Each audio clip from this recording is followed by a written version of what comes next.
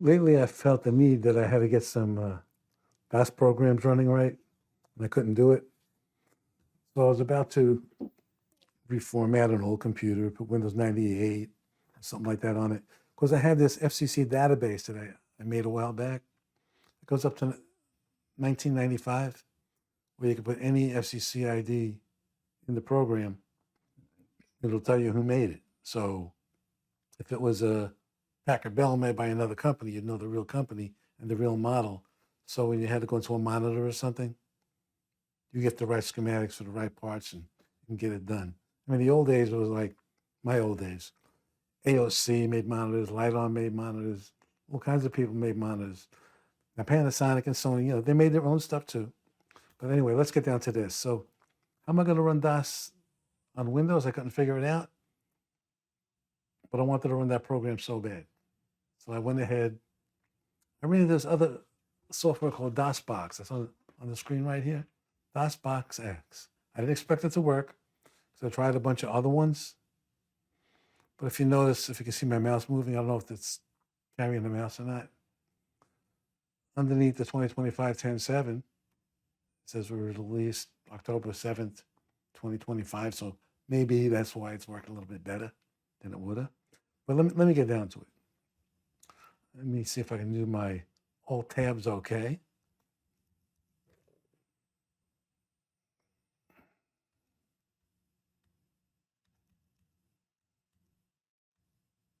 There's the Packard Bell monitor.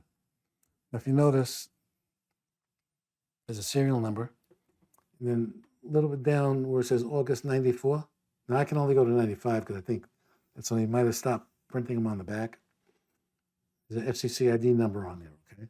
So when I used to repair these things, I used to look the numbers up to find out who really made it. And I'll show you the results in a minute.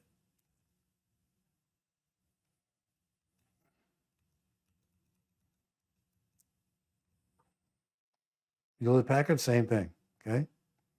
FCC ID is right here. I think they made their own stuff. I'm really not sure. At least it's labeled as theirs. And here's another item. An LS55 CD player. It has an FCC ID, but my database only got up to 1995. And now I got this when I went to Iraq, I think, or Afghanistan in 2003. But anyway, that's the equipment that I could look up. So let me show you how the program works.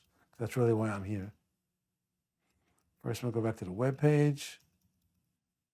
Okay, now we go to you call it the program, you get this, okay? Now you kind of got to work offline. I mean, you can do a directory and all that. See all the old DOS commands. You have to go offline, meaning what I'm using has to be on another drive. So what I have is on drive D, okay? Then they ask me, yeah, do I want to give access? Of course I want to give access because I want to use it. Now I'll do my directory to show you what's on there. That's my FCC database I used to have. But I'll go in there the hard way just to show you. FCC ID, bam. I used a program called Alpha 4 back then. I used the one that I could use as many licenses as I want. Okay, so hit the D, there it is. Now, my company used to be New Mode Electronics. Somebody else has it now. I sold it years ago. Now, press any key when ready. Now, for the Packard Bell, you ready? It was H4, H4.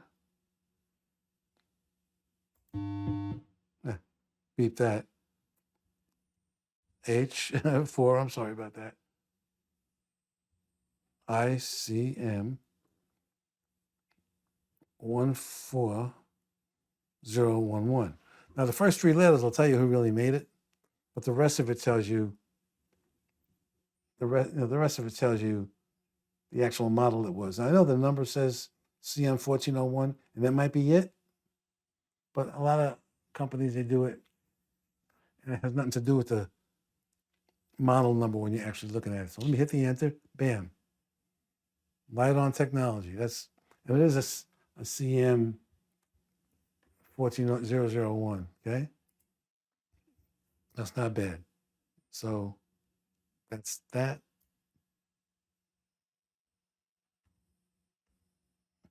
Let's look up the other one, which is the the Hewlett-Packard. That's a mono monitor, by the way. I guess they still use those for a while back. Okay, the FCC ID on that one is CSY. How come it ain't typing? Oh, I know why. Bam. Stop it. CSY 7Y 6SM 6SM. That's a long one. 12SHA1. 12SHA1. I hope I got that right. Yeah, I sure did. Samsung made that one. Okay. And that's how you find out exactly who made it if you're trying to repair a part or find out what monitor you need. So these days it's different because they don't make this stuff anymore. So what you end up doing is finding out what they were. So when you're looking for parts for different monitors to fix what you got, or it could have been whatever it was, a monitor, a TV, or whatever. Now you know I got all these other models I can look to maybe grab the right picture tube or my CRT or my transistors that I need or whatever. So that's pretty good. You can swap parts between different companies because they're really all the same one.